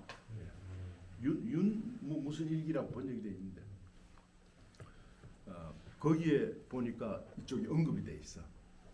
그러니까 그 한 단계 위에와 이 관계에 의해서 그러면 이 조도의 박씨집이 저 청등도의 사람과 성등도의 사람이 물고기 3마리 들고 뭐 이렇게 노조 온다. 이것이 결국 그 지배, 종속, 착취 이런 관계로 설명을 하려고 했을 때 어디까지 그게 가능할까? 퀘스천은 있죠. 그게 이 조도의 박씨 집하고 청등도의 물고기 3마리 갖고 왔던 그 사람하고 사이에 그러나 그걸 그렇게 논증할 수 있는 자료는 안 나타나니까 이제 그런 거를 보완하기 위해서 예를 들면 과거의 물목계 이런 것들을 봐야 될 텐데 찾아보니 없더라고요. 그 관련되는 물목계들. 특히 염전 같은 거 뭐 이런 거는 직접 그 관계가 있지만 그런 것들이 간접적으로 어떻게 여기에 영향을 미쳤을까? 그건 퀘스천이죠.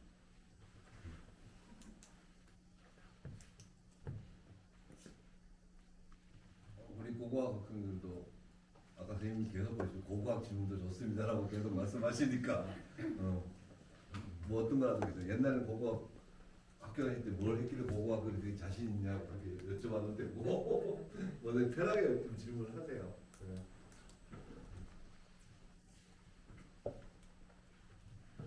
그 이제 교환을 주로 얘기하셨는데 그 외에 또 저 같은 경우는 마리노스키 코랄 가들이 나오는 토탈리티 개념이나 이런 것들을 현재 다시 우리 학생들이 주로 이제 전주에서 조사를 많이 하고 그런 얘기를 하는데 그런 것들이 좀 그런 개념들을 좀 생각을 하면 뭐 인류학의 뭐 토탈리티 개념들을 그런 것들을 통해서 어떻게 이해할 수 있는가 이런 것들도 좋고. 뭐 전주를 대해서 뭐 국가 권력 얘기 안 할 수 없죠. 네. 그런 여러 가지가 또 있습니다. 그러니까 꼭 교환 얘기만 아니고 오늘 교환 얘기를 중심으로 하셨지만 아니 예를 들면요, 제가 이제 고고학 전공하신 분들이 계신다 해서 늘 이제 유성호 교수도 지금 오셨습니다. 예, 오랜만에. 이 지금도 뭐 의문을 갖고 있는 게 많은 발굴들을 합니다. 뭐 흔암리 뭐 어쩌고 이렇게 발굴을 하면 거기에 뭐 집이 몇 채쯤 있었겠다 뭐 이런 다 어느 정도까지는 그러면 인구가 얼만큼 됐을 것이다 뭐 이런 얘기들이 좀 더 그 부분만 집중적으로 한강을 두고 있었던 그 시대에 흔암리 시대에 추락이 어떻게 있을 때 과연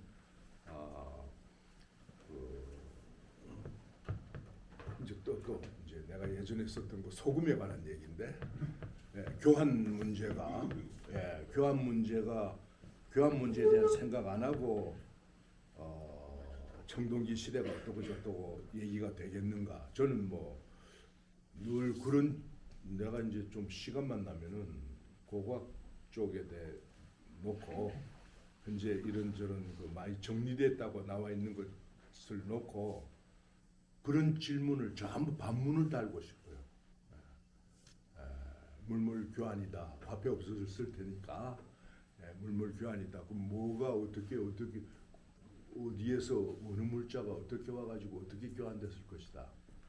아주 부분적으로는 뭐 석기에 한 게 뭐 재료가 흑요석이 어디에서 어떻게 왔을 것이고 이런 거 아주 부분적으로 되어 있지만은 사실 그 토탈리티 그리고 쿠올라 같은 그런 모델이 그런 고각 자료에 투영이 안 되고 그 시대를 설명한다는 게 항상 나는 그 의문을 갖고 있죠. 그래서 좀 더 인류학과 고고학은 좀 더 밀접히 결합이 돼야 된다. 발굴 현장에 인류학자들이 참여해서 발굴 현장에 같이 의견을 교환하고 들여다보는 게 훨씬 생산적인 아니면 한 걸음 더 나가서 새로운 방향의 선사학을 끌어내지 않겠나 이런 생각하는 거죠. 저도 선생님 2학년 때인가요? 문화환경 심화됐습니다. 그때 이제 저는 미시간 대학으로 유학 가서 인류학과에서 공부를 하면서 저는 사실은 공부하는 데 있어서 인류학 책에서 뭐 선생님들로부터 굉장히 도움을 많이 받았어요. 사실 공부하면서. 근데 이제 안타까운 게 한국에 들어와서 이제 저희도 이제 인류학과와 같이 있는데 고고학을 전공하는 학생들이 뭔가 사실 인류학자들이 고고학에서 뭘 배운다기보다 고고학자들이 인류학을 통해서 배워야 되잖아요. 근데 저희 과도 마찬가지인데 한국의 현실이 사실 고고학하는 학생들이 한국의 인류학자들이 현재 뭐 굉장히 많이 활동을 하는데 선생님 세대들하고 좀 다르게 한국 현실에서는 좀 수업을 듣거나 뭐 책을 읽어서 이 고고학에 좀 도움이 되는 그런 환경은 조금 멀어진 것 같습니다. 좀 더 과거보다 멀어졌죠. 굉장히 멀어졌어요. 참 난 그 안타깝게 생각해요. 그거는 예를 들어서 김 교수께서 한번 실험을 해보셔요. 뭐 예를 들면은 요즘 뭐 저 옛날 격전지 6.25 때 격전지에서 뭐 인골 국방부가 하잖아요. 초기 할 때는 제가 좀 관여를 했어요.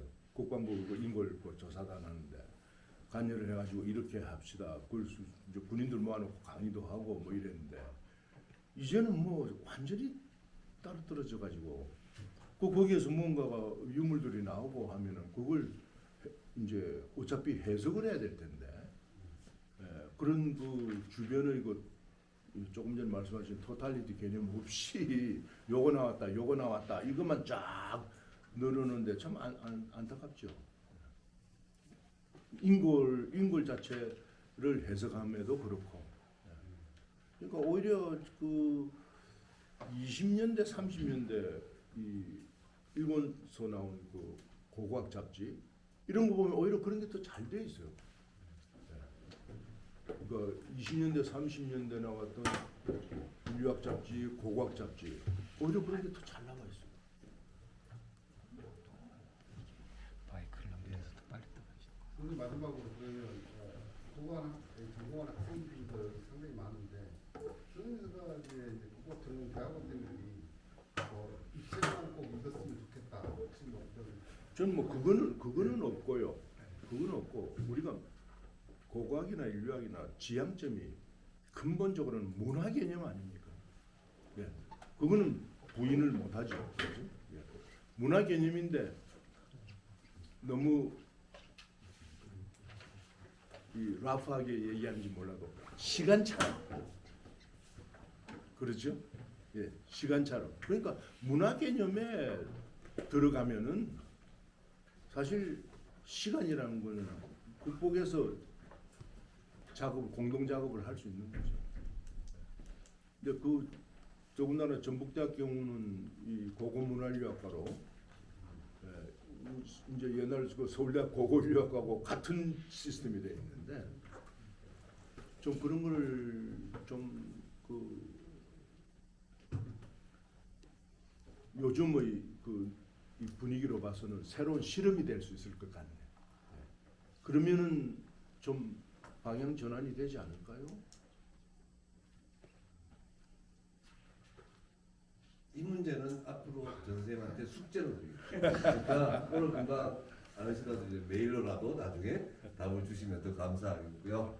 더 많은 얘기는 또 오늘 식사 또 자리도 같이 마련되어 있으니까 갈 사람도 있고 의미 씨 같은 경우는 아까 그 선생님 그 똥조사 시작했던 그 무렵하고 지금 저 친구가 이제 쓰레기 처리장을 좀 어떻게 조사를 하려고 시작을 하는데 여러 가지 어려움이 있는 것 같습니다. 그래서 그런 얘기도 같이 나누면 좋겠고 오늘 선생님 말씀은 이 촬영 배터리가 여기 이제 거의 끝나갑니다. 그래서 더 이상 못할 것 같아서 여기서 끝내도록 하고요. 학생들 끝까지 열심히 잘 들어주셨고 또 선생님들 많이 나와주셔서 너무 감사합니다. 네, 선생님께 다시 한 번 더 감사합니다. 감사합니다. 네, 감사합니다.